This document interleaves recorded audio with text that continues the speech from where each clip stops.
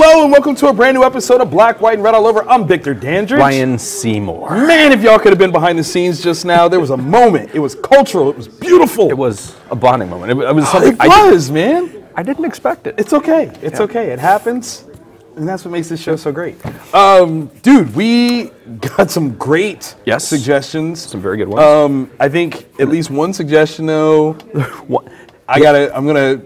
I'm not gonna spoil. I'm not gonna spoil. Yeah. And I'm gonna warn. Because I think a warning is necessary. You said you listened to my warning. I listened. I heeded it. Okay. Good. Okay, so what do we have that's the same? Alrighty. We definitely did Batman. Yeah, we got Batman. Okay. We got XMen Red. Okay. And I think we just went all over elsewhere. the place. Okay. We almost had three in common, but... Almost. But I saved you. Yeah. And it was truly a saving. Where you want to start? That's a good question. I think X-Men Red, of the ones we have the same, I think X-Men Red we have the most we can talk about. Okay. Batman was fun. It was pretty straightforward. It was. I don't know. I'm kind of curious what you read separate from me.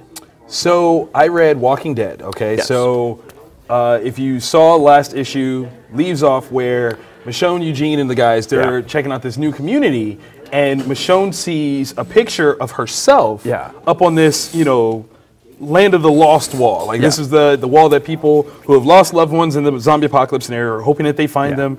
Her picture, boom, right there. And the odds of that, like the odds of running that. Crazy odds. So this issue picks up immediately with that. That's literally all I can tell you without spoiling anything. Spoiling the rest of it. Everything else would be a straight spoiler, but it picks up immediately off of that. Can I just say though, coming off of the mid-season finale of Walking Dead, this hits home tremendously. Like, obviously the stories have taken like divergent paths, but this is still such a big moment considering where that left off. Yeah. So if that left a taste in your mouth, you're gonna want to start reading this series right now. Yeah. So just throwing that out there. And there were variant covers, open order. So I think you got that one up the Sienkiewicz Michonne cover. Yeah. So if you want to get one, hit up your local shop early. Bill. Yeah. Their covers are pretty. Yeah. I mean, it's a talent. Yeah. Beyond. It's just what it is. All right. So what did you do differently? Speaking of talent, exit stage left. The Snagglepuss Chronicles. Oh. It is so good. Of course. All right. So. The play that they're trying to put together based on Huckleberry.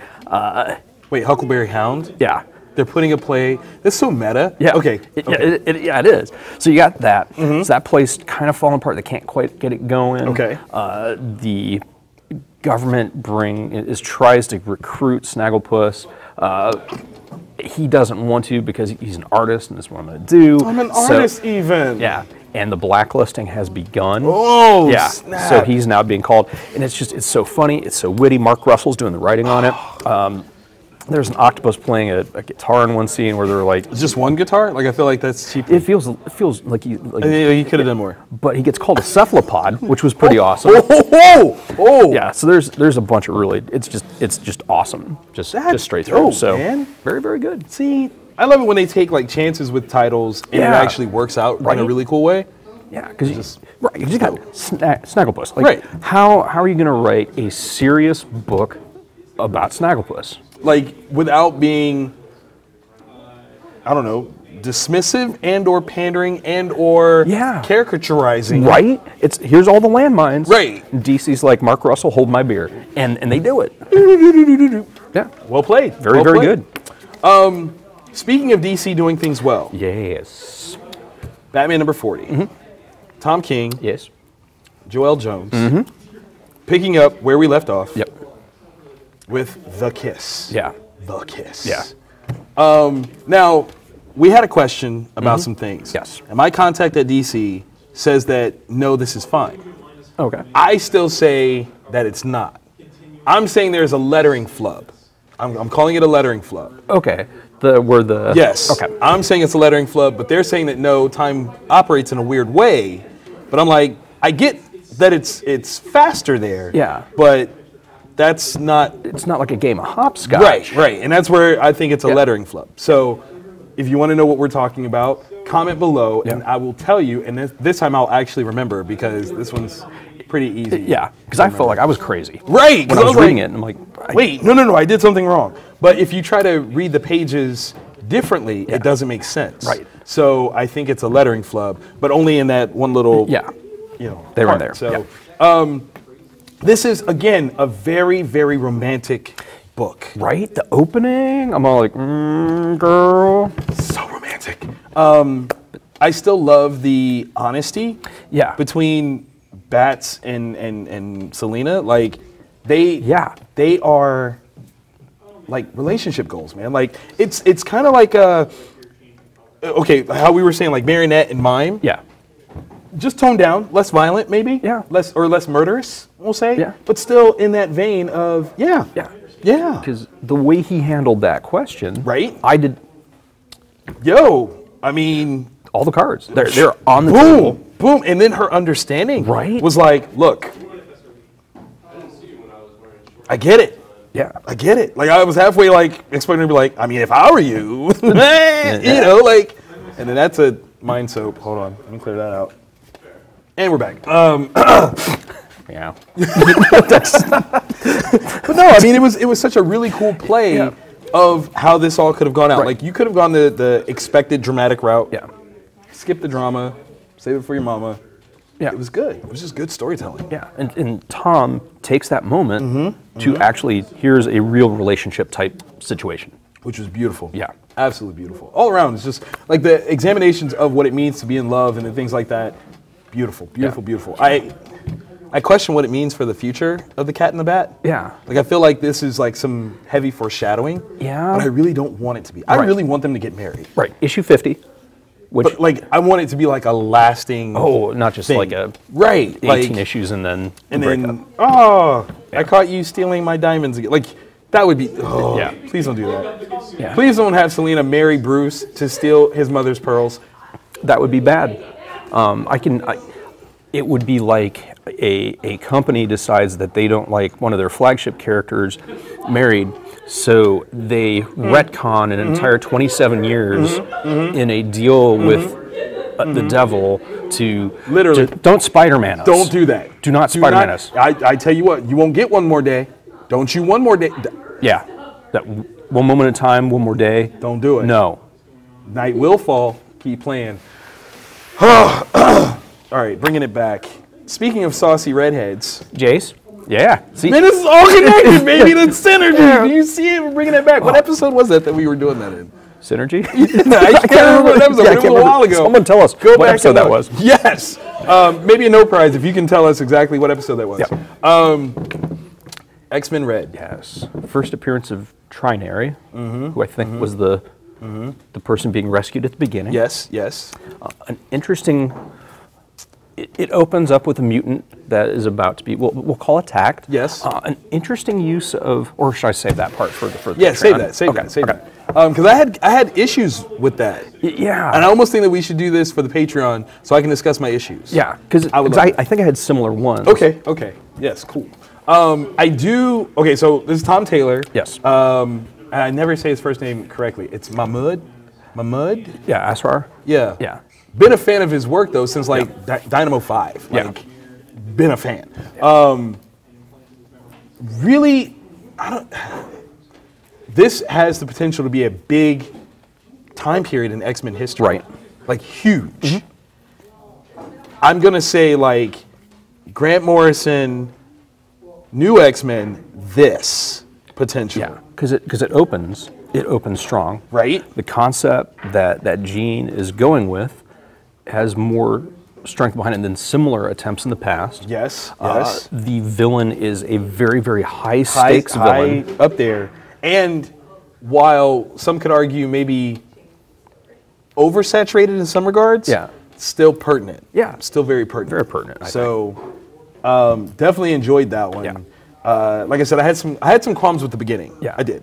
So we will definitely discuss that on Patreon. If you're not a Patreon member, you might want to consider it because we go in. Like the Patrons, we spoil and we cut in, okay? Yeah. Sometimes even page or panel by panel. like if it's a Tom King writing it, we probably go panel by panel. But because you have to dissect and ingest relive certain things.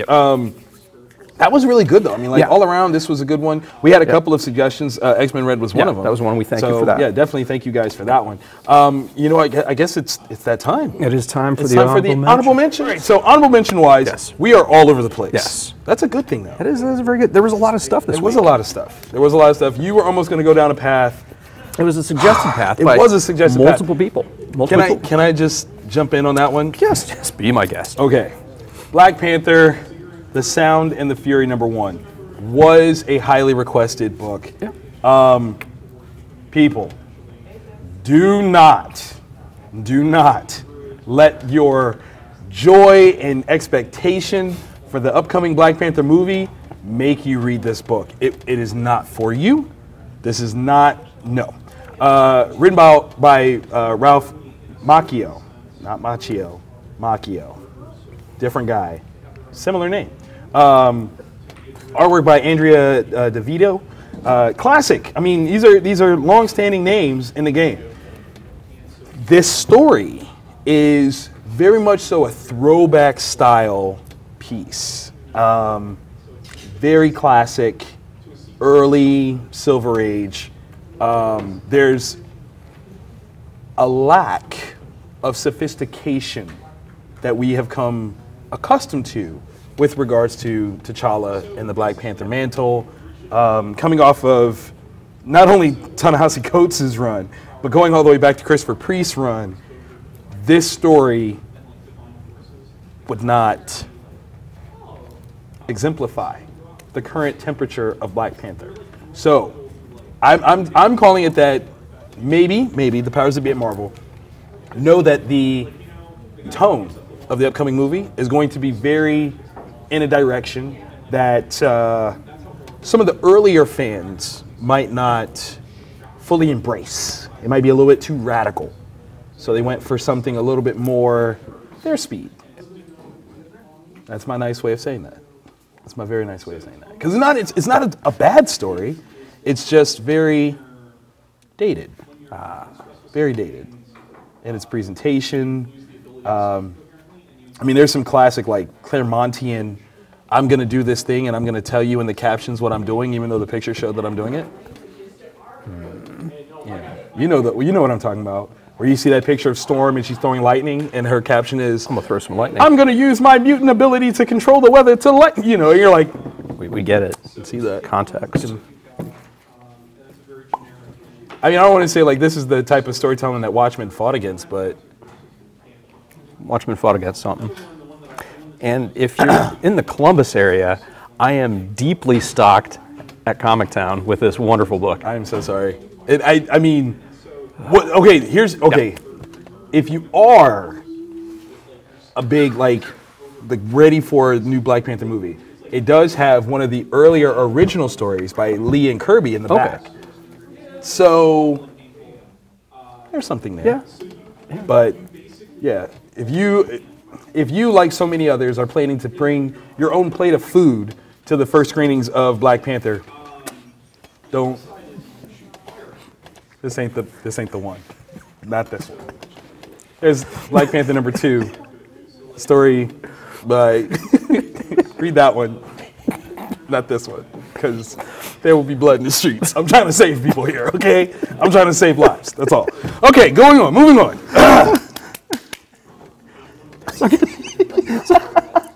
So following that up, I've got the Three Stooges. The first story is a story of Shemp and misidentification. Oh. And he thinks he's caught up in a super spy intrigue thing, and he's just caught up in stupid. It's fun. And then much like Black Panther, in the back there's backup stories that are reprints. Stuff. Yeah, so the classic stuff I actually preferred over this, but it's really hard to write a modernized version of something like that. Very much. Who wrote it? It's written by S.A. Czech. That's not a real name. It can't be. They made that up. So Silver Age Czech, I don't know. But like the first one, it's no. It's a Czech. That's why I wrote it. That's what. I see what you did there. Clever. No, hopefully I'm not like offending someone really. It's like no. I really hope I'm not I'm from the Groton, Connecticut checks. And I'm like, oh, I'm not familiar. I apologize. Our fault, our bad, one might say. But yeah. I mean, yeah, you're right though. I mean, the Three Stooges, they are a classic entity. Yeah. But how do you go back? And, yeah. Yeah. So it was good fun. I would put it as like an all ages kind of thing. But yeah, definitely safe to give to kids.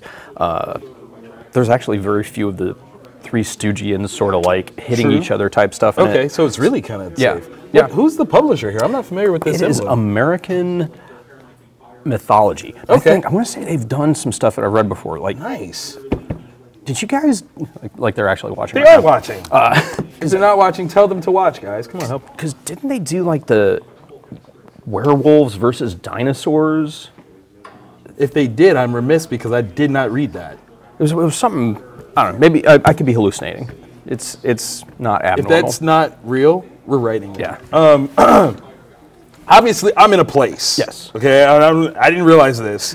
I called it, the show was called Black, White, and Red all over, but apparently all my honor mentions somehow have some major theme.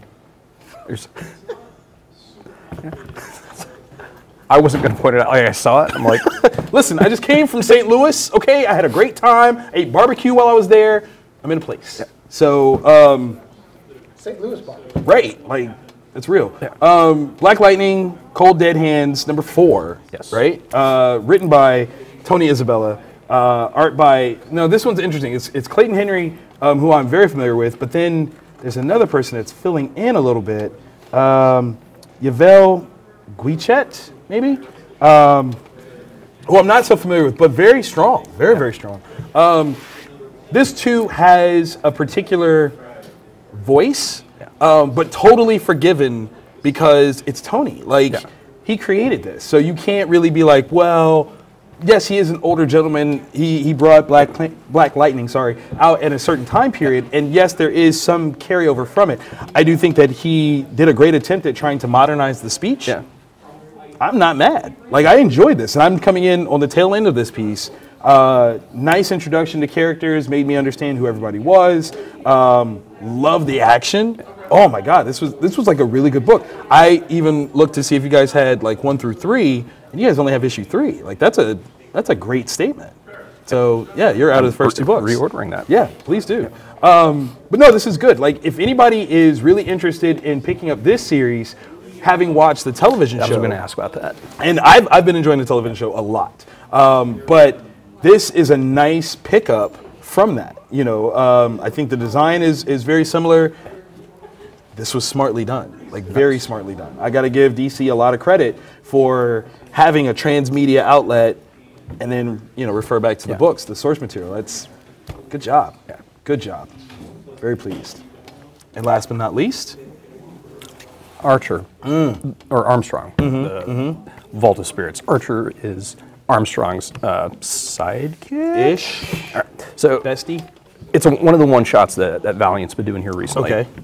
And in this one, the immortal Armstrong has collected a bottle of wine from every year that he has been alive. Wow. And he invites over a bunch of the Valiant Universe people to have a wine tasting with him.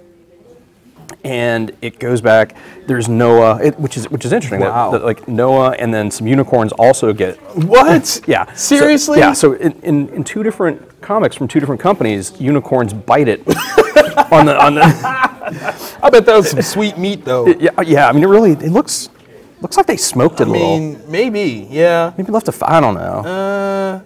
They was definitely eating up some stuff though. Yeah, that was not natural causes for that unicorn. But yeah, it's comedy straight through, but it's got like a little bit of, you don't really have to know much about the Valiant Universe with this one, where it's just some immortal dude, and then there's like the Knights Templar and some other like occult groups are trying to get him because he's been a thorn in their side for years. Right. And he's got like wine from the Last Supper and different stuff like that. And it really is just him setting up the situation to try to make peace with one of his brothers, Ivar the Time Walker. Right. And it's just like heartfelt. It's funny straight through. Noah's a douche in this. I mean, any dude that secludes himself on a yacht, is like his own personal zoo. Yeah, and they kind of go into that. I was just making that up. Yeah, like it gets brought up. Oh, that's awesome. But yeah, so it's really, really good. Funny where it needs to be funny, action where it needs to be action. But just really, really, really good stuff. And another one of those moments where if you're interested in just reading something good, don't be afraid of Valiant. Pick it up.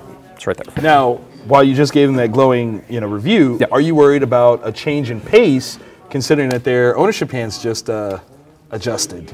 They just got bought a week or so ago. If they're smart, Yeah. they will let this part of them continue doing what they're doing. Okay. Because their numbers and all their books Have been keep strong. rising. Okay. So now that being said, if you come in and you buy somebody you like to monkey with stuff to make it your own. I mean, you do, and already the top 3 of upper management have been removed, so Yeah. we'll see how that goes. But hopefully this is a plan for a bigger, brighter Valiant universe. Yeah. So it's my hope, because they've done some really strong Amazing things, stuff. man. Amazing stuff. They're bringing in creators to let them do whatever they want with Right. the characters. You got Jeff Lemire there. You got Fred Van Lente. I mean, they've got a stable of awesome. And it's good. Yeah. Stable of awesome, and they're turning out good stuff. Right. It's not even just slap a name on it Yeah. and they're pooping stories. This is good. Yeah, So, go pick up Exo, Bloodshot, Eternity. There's so much. Or Quantum and Woody. Right. So good, so good. All of it good. Yeah. Now we got to give a shout out to some of our new folks. Yes. We've got some new subscribers. We've got Kilowana Archer. Hello. Hi. Nice to meet you. And Shane TK. Hi, Shane. What up? What up? Was there another one that you had? Yes, off of Facebook, Joey, Hey, Joey. part of the group Collectors Corner. So if you are a comic book collector, apply to be part of that group. I'm a part of the group. Dope. Yeah, so it's good people. Thanks Absolutely. for the subscription, Joey. Absolutely. Now we've got a winner. Yes. Rivals of. No, I'm not going to say that right. Ixalan? Yes. Oh, I did say it right. Bam, bam, bam. And I'll tell you the joke name that I've got for it after, because we can't say it on camera.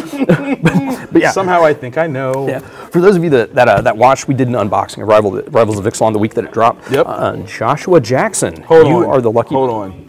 It better be, Are you the Joshua Jackson? because that'd be pretty sweet. Because I don't want to wait for our lives to be over. Dude, all right. So here's the thing. There's this cartoon on Disney. It's called Vampirina. It's this vampire girl that's now living in Pennsylvania. The father is voiced by James Vanderbeek. So if they make an action figure of his character, I can then customize it and have my own Dawson's Creek James Vanderbeek action figure. I have no life. We need all this to happen.